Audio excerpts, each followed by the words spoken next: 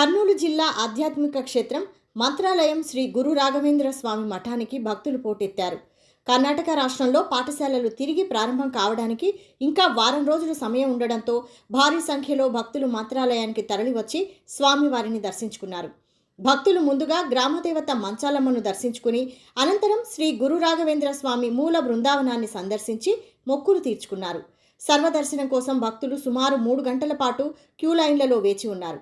ఆదివారం సెలవు రోజు కావడంతో కర్ణాటక, మహారాష్ట్రతో పాటు ఇతర రాష్ట్రాల నుంచి కూడా భక్తులు అధిక సంఖ్యలో తరలివచ్చారు. భక్తుల రద్దీతో రాఘవేంద్ర కూడలిలో ట్రాఫిక్ సమస్య ఏర్పడగా వాహనాల పార్కింగ్కు స్థలం లేక పాఠశాల ప్రాంగణాల్లో కూడా వాహనాలు నిలిపివేశారు. మంత్రాలయంలో భక్తుల రద్దీతో పార్కింగ్ సమస్య తీవ్రంగా మారిందని, వాహనాలు నిలిపేందుకు సరిపడా స్థలం లేక ఇబ్బందులు పడుతున్నామని భక్తులు తెలిపారు.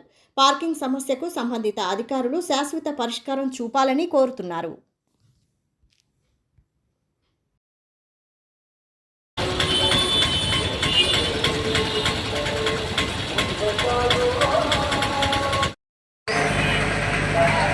Papel.